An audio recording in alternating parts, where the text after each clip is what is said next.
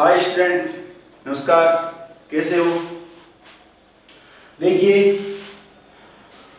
हमने प्रश्नावली नंबर 9 निर्देशांक ज्यामिति का बेसिक पढ़ा था पिछले वीडियो में। आज हम इस चैप्टर को शुरू करने जा रहे हैं। शुरू करने से पहले इसके कुछ फॉर्मूले हैं, वो हमें देखने हैं। तो देखिए, सबसे पहले यदि आपके किसी समतल पर दो बिंदु हो और उनके बीच की दूरी निकालनी हो तो हम कैसे निकालेंगे इसको देखिएगा।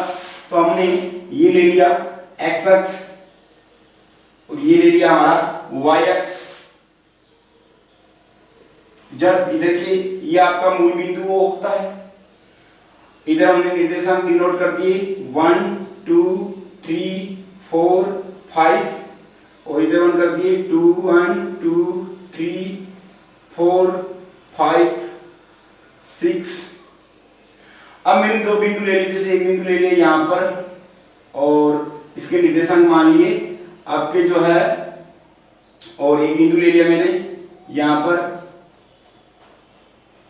दो बिंदु ले लिए हमने और इन दोनों बिंदुओं के बीच की दूरी निकालनी है।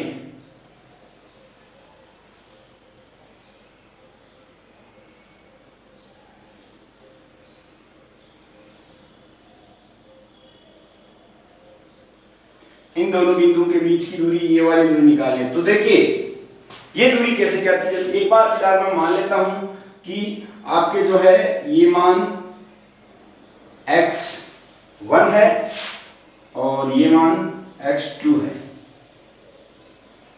और इधर उसी प्रकार से मतलब ये नोट करने की आवश्यकता नहीं है। ये x1 में मान लिया और ये दूरी मान ली x2। उसी प्रकार से ये दूरी मान ली हमने y1 और ये दूरी मान ली हमने y2।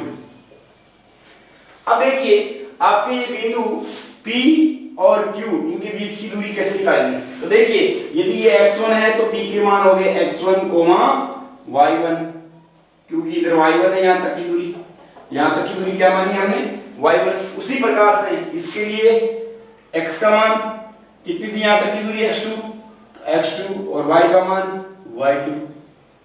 इन दोनों के बीच की दूरी हमें ज्ञात करनी है। तो देखिए कैसे ज्ञात करेंगे, मैंने इसको मिला दिया, ये एक ट्रायंगल बना दिया। क्या बना दिया दोस्तों? ट्रायंगल। तो इसके लिए PQ यहाँ R ले लिया।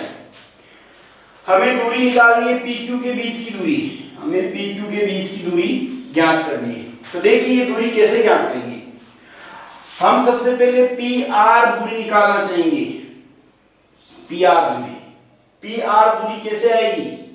PR दूरी आएगी जब पूरे इसमें से क्या है, यहां से यहां तक का मान x2 में से ये वाला x1, ये वाली जो आपके दूरी है, ये डिस्टेंस निकालेंगे, पूरी दूरी में से ये डिस्टेंस निकालेंगे तो किसकी वैल्यू बचेगी आपके PR की। x2 में से x1 निकालेंगे तो ये दूरी आ गई आपके x2 माइनस x1। उसी प्रकार से अगर हम QR दूरी निकालना चाहेंगे, कौन सी दूरी? QR दूरी। QR दूरी कैसे आएगी? इस पूरी दूरी में से यहां तक की दूरी कितनी है इधर y2, और y2 में से क्या निकालेंगे, ये दूरी निकाल देंगे, इसके नीचे वाली की दूरी ये कितनी है y1 है, तो y2 माइनस y1 ये आ जाएगी। अब देखिए ये दूरी आ गई y2 माइनस y1। अब हम आपका समकोण त्रिभुज PQR है, समकोण त्रिभुज PRQ में बोलाइन थ्योरम लगा सकते हैं, पाइथागोरस बनेंगे, पाइथागोरस प्रमेय से क्या होता है, कर्ण स्क्वायर, कर्ण कौन सा है इसमें PQ, ये 90 डिग्री एंगल बनेगा, यहाँ पे परपेंडिकुलर है एक दूसरे की। अब देखिए PQ कर्ण है इसका और वही दूरी हमें निकालनी है, PQ दूरी, PQ डिस्टेंस से निकालनी है। PQ square is equal to कैसे निकालेंगे आपके PR स्क्वायर, कर्ण स्क्वायर, आधार स्क्वायर प्लस लंब स्क्वायर, ये कितना आपके x2 माइनस x1 का होल स्क्वायर प्लस आपके लंब स्क्वायर, लंब कितना है y2 माइनस y1 का होल स्क्वायर।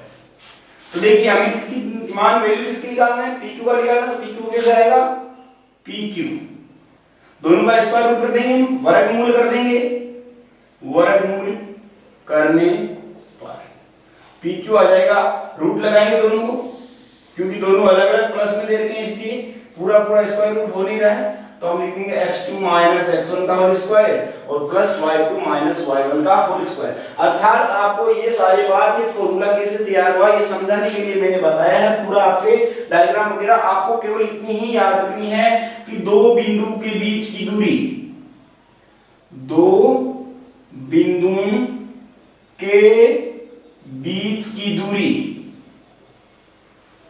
की दूरी का फॉर्मूला सदैव आपको याद रहना चाहिए, under root x2 minus x1 का square plus y2 minus y1 का स्क्वायर। या इस फॉर्मूले को हम एक तरीके से और बोल सकते हैं, आपके ये क्या है, भुजों का अंतर है, x के मान भुज कहलाते हैं, तो ये क्या है, भुजों का अंतर, भुजों के दोनों का अंतर है, बड़ा भुज माने छोटा भुज, भुजों का अंतर, उसका स्क्वायर क्या है, प्लस y वाला में वैल्यू किसकी कहलाती है, कोटियां, प्लस कोटियों का अंतर,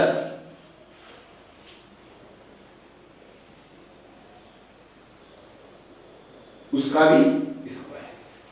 अर्थात हमें दो बिंदु के बीच की दूरी का यही फॉर्मूला याद रखना है, under root x2 minus x1 का square plus y2 minus y1 का स्क्वायर। जहां याद रहे प्रथम बिंदु, दो बिंदु दे देगा कोई सा भी, प्रथम बिंदु जो भी है उसकी वैल्यू हमें x1 y1 ही माननी है और दूसरा बिंदु है उसकी आपको x2 y2 ही माननी है। x1 और y1 पहले बिंदु के निर्देशांक को बोल देंगे हम, दूसरे बिंदु को निर्देशांक कहेंगे x2 और y2, और उन दोनों बिंदुओं के बीच की यदि हमें दूरी निकालनी हो तो हम निकालेंगे आपके under root x2 minus x1 का square plus y2 minus y1 का स्क्वायर। अब याद रहे, अगर किसी में मूल बिंदु से किसी बिंदु की दूरी पूछ ले, मूल बिंदु से किसी बिंदु की दूरी, उसके लिए आपको केवल इतना रखना है, x का स्क्वायर प्लस y का स्क्वायर, अंडर रूट x का स्क्वायर प्लस y का स्क्वायर। कैसे, यदि इसमें एक वैल्यू ये होगी, एक कोई सी भी यहां ले लिया हमने, यहां होगा, तो इन दोनों के बीच की दूरी के लिए ये x1 y1 होगा जिसका मान 0,0, ये होगा x2 y2, और आपको पता है x1 और y1 दोनों ही 0 0 आ गए, तो इसमें आपको क्या होगा, इसका स्क्वायर और इसका स्क्वायर, तो हमने इसको x2 y2 नहीं कहकर xy कह दिया, तो under root x square plus y square. मूल बिंदु वाले बिंदु 0 0 दर्शाने की इस फॉर्मूले में आवश्यकता नहीं है, जिस बिंदु से दूरी पूछते हैं और उस बिंदु के निर्देशांकों को हम क्या कहते हैं, x और y, तो हमें इतना ही बताना है, मूल बिंदु से किसी बिंदु की दूरी निकालते हैं तो उसका फॉर्मूला होता है under root x square plus y square, और दो बिंदु के बीच की दूरी निकालते हैं, दोनों बिंदु अलग अलग दे रखे हैं, मूल बिंदु न देकर कोई दूसरे बिंदु दिए हुए हो तो उसका formula under root x2 minus x1 का square plus y2 minus y1 का स्क्वायर। तो देखिए ये आपके दोनों फॉर्मूले, आपको ये दो फॉर्मूले याद करने हैं अच्छे से बस। हालांकि ये फॉर्मूला याद है, ये नहीं है तो भी चलेगा, क्योंकि हम 0 0 को x1 y1 मान लेंगे और अगले वाले x2 y2 इसी फॉर्मूले से ये बना है। तो आपको ये दोनों फॉर्मूले याद करने, दो बिंदु के बीच की दूरी का पहला फॉर्मूला हो गया under root x2 minus x1 का whole square plus y2 minus y1 का स्क्वायर, और मूल बिंदु से यदि किसी बिंदु के बीच की दूरी निकालनी है तो उसका हो जाएगा under root x square plus y square. अब देखिए नेक्स्ट इसके हम फॉर्मूले देखते हैं।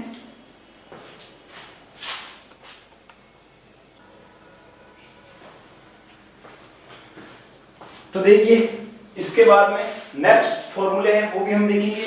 नेक्स्ट फॉर्मूले आए अंतः विभाजन सूत्र, नेक्स्ट आएंगे अंतः विभाजन सूत्र। अंतः विभाजन कैसे होता है, जब हमने उसी प्रकार किसी समतल पर दो बिंदु ले लिए, एक बिंदु के निर्देशांक को हमने x1 y1 बोल दिया और दूसरे बिंदु के निर्देशांक को हमने बोल दिया x2 y2, और यदि इस किसी दो बिंदु को मिलाने वाले इसको कोई रेखा मिला रही है और उस रेखा को एक बिंदु, कोई तीसरा बिंदु हमने मान लिया कि P मान लिया x, y है जो इसे विभाजित कर रहा है, और ये किसी अनुपात में विभाजित कर रहा है, m1 अनुपात m2 के अनुपात में विभाजित करें। यदि दो बिंदु हमने ले लिए A और B, एक के निर्देशांक समतल पर मान लिया x1 y1 है, b के x2 y2 है, और इसको कोई तीसरा बिंदु P है जो आपके m1 और m2 के अनुपात में विभाजित करता है, तो हमें इस बिंदु P के x और y, ये आपके इन दोनों के मान निकालने के, निर्देशांक निकालने का हमें फॉर्मूले देखने हैं। तो देखिए इनका फॉर्मूला क्या होता है, अंतः विभाजन सूत्र है। x का फॉर्मूला होता है, याद रखना है आपको, m1 लिखना है, m2 लिखना है।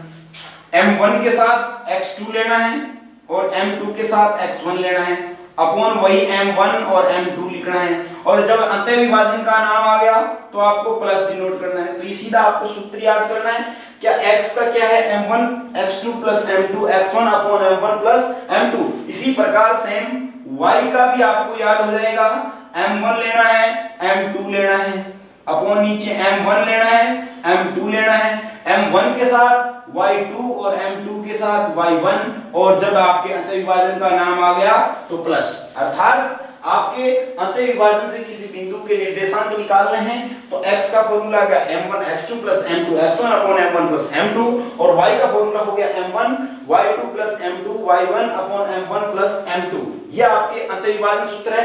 x और y बिंदु P के निर्देशांक, अर्थात बिंदु P के निर्देशांक क्या आ गए, m1 x2 plus m2 x1 upon m1 plus m2, और आपके इसी प्रकार से y का कैसे आ जाएगा, m1 y2 plus m2 y1 upon m1 plus m2, ये आ गया y का।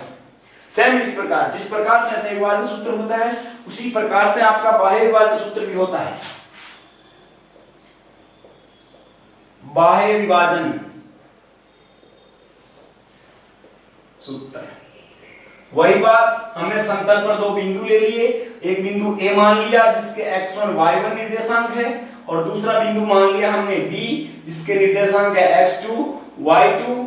और देखिए आपके इसको कोई तीसरा बिंदु है जो प्रतिच्छेद कर रहा है P m1 अनुपात m2 के रूप में, और इसके लिए हमें x और y के फॉर्मूले भी निकालने हैं। तो इस कंडीशन में, बाह्य विभाजन की कंडीशन में सेम उसी प्रकार से x का फॉर्मूला लेने के लिए m1 लो, m2 लो, अपॉन में भी m1 लो, m2 लो, m1 के साथ x2 ले लो, m2 के साथ x1 ले लो, और जब अंतः बाह्य विभाजन का नाम आ गया तो माइनस लगाना है। अंतः विभाजन में प्लस और बाह्य विभाजन में माइनस। तो x का फॉर्मूला हो गया m1 x2 minus m2 x1 upon m1 minus m2, और उसी प्रकार से हम यदि हमें y का निकालना हो तो y के लिए भी सेम इसी प्रकार से करेंगे। हम m1 ले लो, m2 ले लो, अपॉन में m1 और m2, और m1 के साथ y2 ले लो और m2 के साथ y1 ले लो, और माइनस का चिन्ह लगा दो, बाह्य विभाजन का नाम आ गया। इस प्रकार से बाह्य विभाजन की कंडीशन में किसी बिंदु का निर्देशांक निकाला तो क्या आया, m1 x2 minus m2 x1 upon m1 minus m2, और y के लिए m1 y2 minus m2 y1 upon m1 minus m2। ये फॉर्मूले आ गए। अंतः विभाजन यदि कहीं हो तो ये फॉर्मूला लगेगा, x के लिए ये, y के लिए ये, और बाह्य विभाजन हो तो x के लिए ये, y के लिए। एक शर्त और है आपकी, यदि आपका मध्य बिंदु हो, मध्य बिंदु सूत्र कि आपका एक बिंदु ले लिया आपका x1 y1 हो, और दूसरा बिंदु x2 y2। अब देखो मध्य बिंदु होगा तो विभाजन कौन सा होगा, फिक्स है, 1:1 होगा दोनों ओर, मध्य बिंदु मतलब बीच का बिंदु है। उस कंडीशन में आपके इस P के x और y का फॉर्मूला सीधा हो जाएगा। क्यों? क्योंकि मध्य बिंदु है तो अनुपात मतलब m1 और m2 की जगह 1 और 1 आ गया, तो हमें, और आपके जो मध्य बिंदु होगा तो विभाजन अंतः विभाजन होगा। तो देखो इसी फॉर्मूले में m1 और m2 की जगह 1 रखेंगे तो x2 plus x1 upon 1 plus 1 2, और y2 प्लस y1 बटा 1 और 1 कितने हो गए, 2। तो इसके लिए आपके सीधा फॉर्मूला हो जाएगा, इसका हो जाएगा x1 प्लस x2 बटा 2 या x2 प्लस x1 बटा 2, एक ही बात है। और y का फॉर्मूला हो जाएगा y1 प्लस y2 बटा 2, अर्थात मध्य बिंदु का सूत्र हो गया x1 प्लस x2 बटा 2 और y1 प्लस y2 बटा 2, ये मध्य बिंदु के निर्देशांक होते हैं। तो इस प्रकार से ये आपके 5 टाइप के फॉर्मूले हो गए, 1 2 ये तीसरा प्रकार, और ये बाह्य विभाजन वाला चौथा प्रकार, और ये मध्य बिंदु वाला पांचवा प्रकार। तो ये 5 प्रकार के सूत्र से पूरी चैप्टर नंबर 9 पूरा तैयार हो रहा है। और एक फॉर्मूला हम और यूज कर सकते हैं चाहे तो,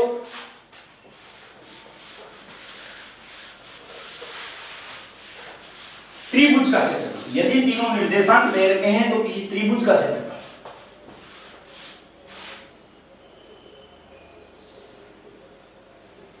त्रिभुज का क्षेत्रफल हमने आज तक पहले 1/2 इंटू आधार इंटू ऊंचाई, या आपके समद्विबाहु वाला और या आपके समबाहु वाला, ऐसे ही देखे हैं इससे पहले।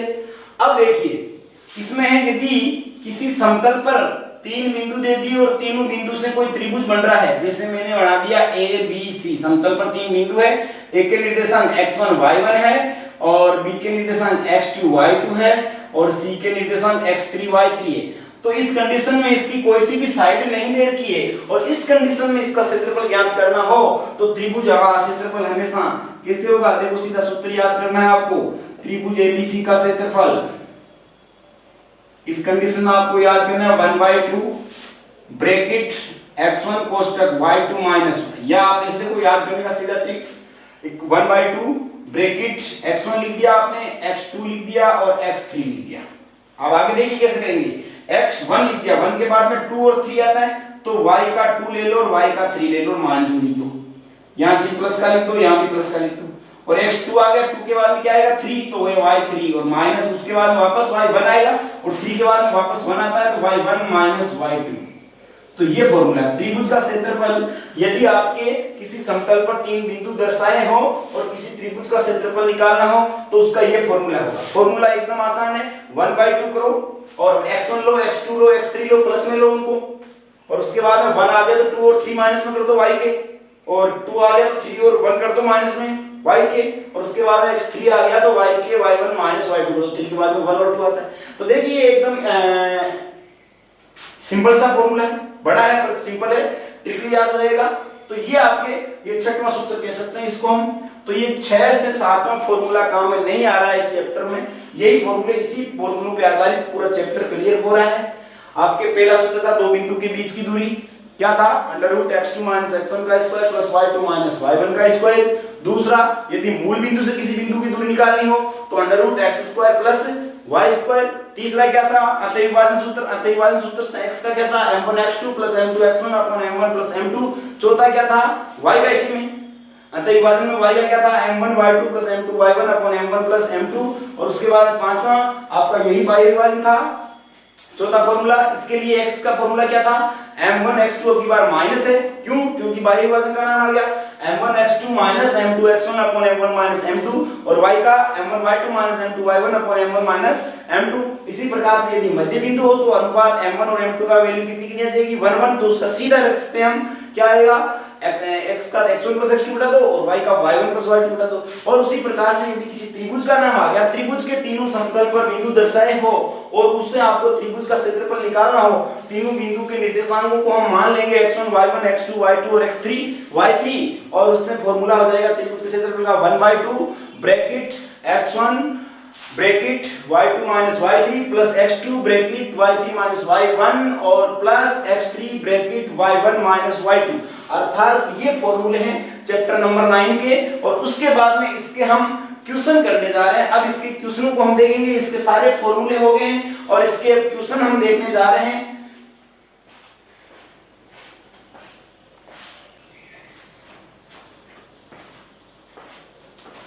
अब देखिए इसके क्वेश्चन है एकदम नॉर्मल सिंपल क्वेश्चन है। पहला क्वेश्चन क्या कह रहा है, दी गई आकृति से बिंदु P, Q, R व S के निर्देशांक बताओ।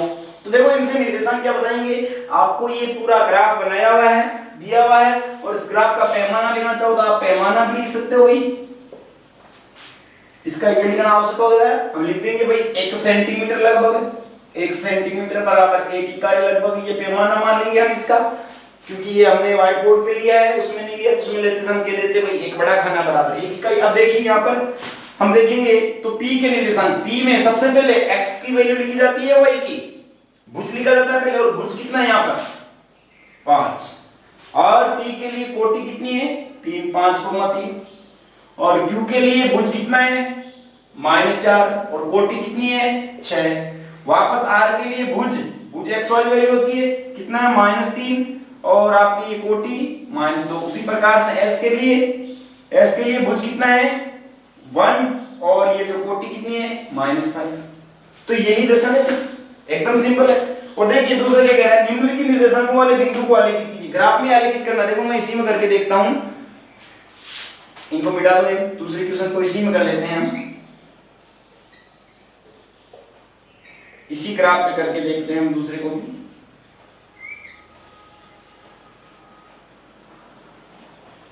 कह रहा है इनको आलेखित करना है, तो देखो सबसे पहले हम किस आलेखित करेंगे, 1,2 को, मतलब भुज 1 कोटि 2। भुज 1 यहां रही और कोटि 2 कहां है, यहां, ये आ गया 1,2, इसको मान लो a मान लो।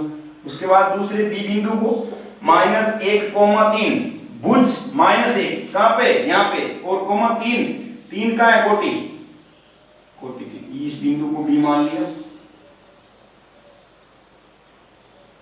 b बिंदु -1,3। तीसरा बिंदु c कितना है, -2 भुज और कोटि -4, -2 भुज ये रहा, x की वैल्यू भुज होता है, और कोटि -4, ये रहा बिंदु c, -2, -4। उसी प्रकार से आपका बिंदु d 3, -2, भुज 3 इधर और -2 इधर, d आपका आ गया 3, -2। और उसी प्रकार से 2, 0, किसकी मान 0 है, y का मान 0 है, और y का मान 0 हो तो वह बिंदु कहां पर स्थित होगा, x अक्ष पर। तो बताया था आपको मैंने शुरू में। तो देखिए x अक्ष पर 2, 0, 2 प्लस का ई है 2, 0, और y का 0 ही होगा, ये बिंदु ई आ गया आपका, और f 0, अब की बार x का 0 है तो कहां होगा, y अक्ष पर 0, 3, ये रहा 0, 3। तो देखिए इससे एक निष्कर्ष और निकालना आपको, यहां देखते ही पता हो जाना चाहिए, दोनों प्लस प्लस के तो प्रथम चतुर्थांश में आना चाहिए, और प्रथम चतुर्थांश में आया है। पहला माइनस का है और दूसरा प्लस का है, तो कौन सा चतुर्थांश में आना चाहिए, दूसरे में बताया था आपको, तो दूसरे में है। पहला माइनस का, दूसरा भी माइनस का, दोनों माइनस माइनस कौन से में होते हैं, थर्ड चतुर्थांश में, थर्ड में है। और पहला आपका प्लस का, दूसरा माइनस का कौन से में आता है, चौथे में आता है, तो ये चौथे में है अभी। और उसी प्रकार से जब आपके y का मान 0, कोटि 0 हो तो कौन से अक्ष पर होता है, x अक्ष पर, और भुज 0 हो तो कौन से अक्ष पर होता है, y अक्ष पर, ये y पे आ गया। तो इस प्रकार से छोटे छोटे क्वेश्चन है, इनका ध्यान रखना। उसी प्रकार से देखिए हम तीसरा क्वेश्चन और लेते हैं। आयतीय निर्देशांक अक्षों को लेते हैं, बिंदु O, P, Q और R को आलेखित कीजिए। यदि O, P, Q, R एक आयत हो तो बिंदु Q के निर्देशांक भी बताइए। देखो पहले हम आलेखित करते हैं, ये हमने x अक्ष बना लिया, ये हमने इसका x डैश ले लिया। उसी प्रकार से ये हमने y अक्ष ले लिया, ये y डैश, पैमाना हमने वही लिख दिया, 1 सेंटीमीटर बराबर 1 इकाई। अब देखिए ये मूल बिंदु हो गया, ये 1 हो गया, लगभग 1 सेंटीमीटर की दूरी छोड़ते हुए ये डिनोट कर दिया। इधर माइनस आएगा, -1, -2, -3, -4, -5, और इधर ऊपर वापस प्लस में आएगा, अंतर लगभग आपको बराबर रखना है। इधर 1, 2, 3, 4, 5, 6 और नीचे माइनस में -1, -2, -3, -4, -5, -6। अब देखिए इन बिंदु को पहले तो आलेखित करना। सबसे पहला बिंदु क्या है, O मूल बिंदु 0, 0, तो वो तो यही आएगा, पहला बिंदु O 0, 0 आ गया। दूसरा क्या बोल रहा है, P 3, 0, P 3, 0 मतलब कोटि 0 है, x अक्ष पर होगा 3, ये रहा x अक्ष पर 3, ये बिंदु P हो गया 3, 0।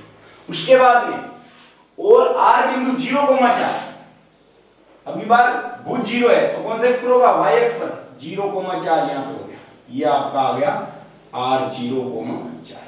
तो ये हो गया OPR। अब क्या कह रहा है, ये आलेखित कर दिए, तीनों बिंदु को आलेखित कीजिए। यदि OPQR एक आयत है, OPQ क्यों नाम बोला यहाँ पे नहीं दे रखा है, तो हमें इसे आयत बनाना होगा। तो आयत क्या होता है, आमने सामने की भुजाएं बराबर भी होनी चाहिए और प्रत्येक कोण समकोण होना चाहिए। तो इसी कंडीशन में होगा ये आयत। आयत है तो Q के निर्देशांक, इस कंडीशन में यदि OPQR एक आयत बनाए तो Q के निर्देशांक कितने आने चाहिए, Q के लिए भुज कितना है भाई 3, ये 3, और कोटि कितनी है 4, ये 4। तो ये इसका आंसर हो जाएगा आपके 3, 4। जब आपके OPQR एक आयत हो तो क्यू के निर्देशांक होंगे 3,4। तो देखिए ये आपके छोटे छोटे प्रश्न उसी प्रकार से चौथा और पांचवा भी एकदम इजी है, और छठवें क्वेश्चन से आपके अच्छे से क्वेश्चन स्टार्ट हो रहे हैं। चौथा पांचवा देखिएगा।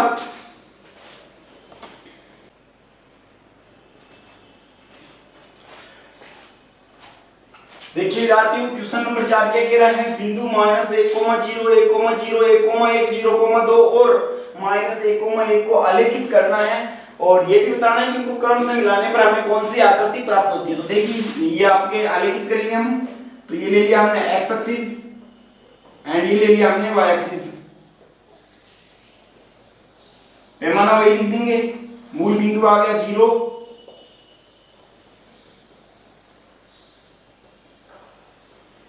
अब देखिए इसको आगे करेंगे तो ये आपके 1 2 3 4 5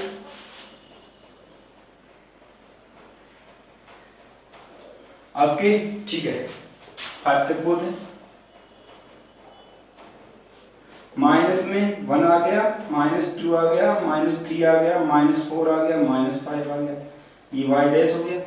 y में इधर ऊपर प्लस में 1 2 3 4 5 6 और इधर x में -1 -2 -3 -4, ये आ गया आपके कहां तक x। अब देखिए इनको नोट करेंगे, -1,0, -1 और 0, 0 कौन से x पे होगा, x अक्ष पे, कोटि 0 x अक्ष पे होगी, तो -1,0 ये आ गया। बिंदु को मान लो इसको a, -1,0। दूसरा बिंदु b 1,0, अब की बार भुज a के कोटि 0 है तो यहीं पे आएगा, सेम वही कंडीशन। b बिंदु आ गया 1,0। उसके बाद में तीसरा बिंदु 1,1, एक और एक यहाँ होगा, ये बिंदु C आ गया। उसके बाद में 0,2, अब की बार भुज 0 है तो यहाँ होगा 0,2, ये B बिंदु आ गया। और उसके बाद ये बिंदु -1,1, ये x का -1 और y का 1, -1,1, ये आ गया बिंदु B। क्या कह रहा है, इनको क्रम से मिलाने पर, जिस प्रकार से हमने ABCD बोला, A को B से मिलाओ, B को C से, C को D से, D को E से, E को वापस A से, क्रम से मिलाने पर ये कौन सी आकृति प्राप्त हुई है विद्यार्थियों, ये कौन सा 5 भुजाओं वाली आकृति क्या कहलाती है, पंचभुज। हम लिख सकते हैं कि बिंदुओं को क्रम से मिलाने पर, बिंदुओं को क्रम से मिलाने पर एक पंचभुज प्राप्त होता है। तो ये हो गया आपका क्वेश्चन नंबर 4। नीचे पांचवा क्वेश्चन देखिए, चतुर्भुज बनाइए यदि उनके शीर्ष निम्नलिखित हो, तो आलेखित ही करना है इसमें भी। देखिए यहां पे इसको करेंगे, ये x एक्सिस, ये y एक्सिस, ये x डैश हो गया आपका, ये y डैश हो गया, ये आपका मूल बिंदु हो गया। 1 2 3 4 5, इधर 1 2 3 4 5 6, इधर भी -1 -2 -3 -4 -5, इधर भी आपका -1 -2 -3 -4 -5, कहां तक है, ज्यादा से y की वैल्यू -6 भी लेना है, -6, और इधर x की वैल्यू ज्यादा से ज्यादा 10 तक चाहिए हमें, तो इसको बढ़ा दो 6 7 8 9 10, ये x एक्सिस। ठीक है, अब देखिए इनसे हमें बनाना है चतुर्भुज बनाना है, और ये भी बताना है कि प्रत्येक स्थिति में बने चतुर्भुज का प्रकार। अब चतुर्भुजों के प्रकार, चतुर्भुजों के प्रकारों की विशेषता आपको आनी चाहिए कि यदि आयत बढ़ेगा तो प्रत्येक कोण समकोण लगेंगे और आमने सामने की भुजाएं बराबर होगी, और यदि वर्ग होगा तो चारों भुजाएं बराबर होगी और आमने प्रत्येक कोण क्या होगा, समकोण। जब चारों भुजाएं बराबर है, प्रत्येक कोण समकोण नहीं लग रहा है हमें, तो उस स्थिति में समचतुर्भुज होगा। यदि आमने सामने की भुजाएं बराबर है, प्रत्येक कोण समकोण नहीं दिखाई दे रहा है, तो समांतर चतुर्भुज होगा। और यदि उनमें से भुजाओं का कोई एक जोड़ा आपको समांतर सा लगा है तो कौन सा होगा, समलंब होगा। इस प्रकार से अभी आकृति बनाएंगे तो हमें पता चल जाएगा। सबसे पहले 1,1, 1,1 यहाँ होगा, ए बिंदु दे दिया 1,1।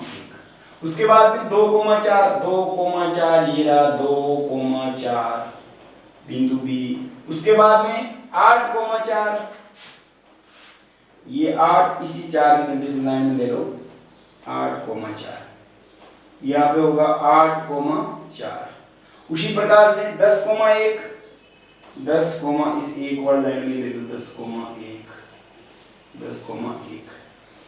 ये बी हो गया, ये सी हो गया, ये डी हो गया। अब इसको मिलाने पर कौन सा चतुर्भुज प्राप्त होगा? देखिए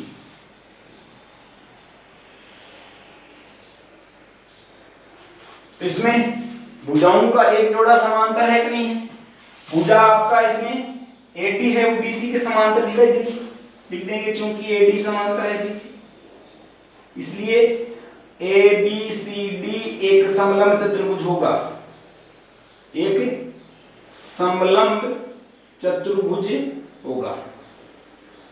ये विशेषताएं भी आपको आनी चाहिए कि समलंब चतुर्भुज है जिसमें भुजाओं का एक जोड़ा समांतर होता है। समांतर चतुर्भुज जिसमें आमने सामने की भुजाएं समांतर हो और आपके उसमें कोण की कोई शर्त नहीं है, और आयत आमने सामने की भुजाएं बराबर हो तथा सम्मुख आपके जो है प्रत्येक कोण क्या हो? समकोण हो। वर्ग में चारों भुजाएं बराबर, प्रत्येक कोण समकोण, बल्कि समचतुर्भुज में कि आप क्या होना चाहिए? उसमें चारों भुजाएं बराबर होनी चाहिए और आमने सामने की भुजाएं समांतर तो होती है। ये कंडीशंस है। अब ये आपको ध्यान में रहना जरूरी है। अब देखिए तो इसमें आमने भुजाओं का एक जोड़ा एडी समांतर बीसी के थी, तो ये कौन सा हो गया? समलंबाकार। उसी प्रकार से सेकंड बना सकते हैं हम -2,2 -2 कहां होगा? यहाँ पे होगा।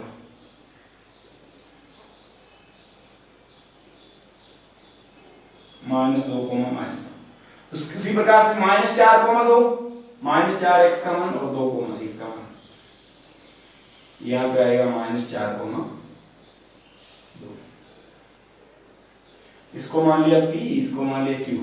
उसी प्रकार से -6, -2 -6 की वैल्यू माइनस का 6 हो जाएगा, -6, -2 यहाँ पे आएगा -6, -2।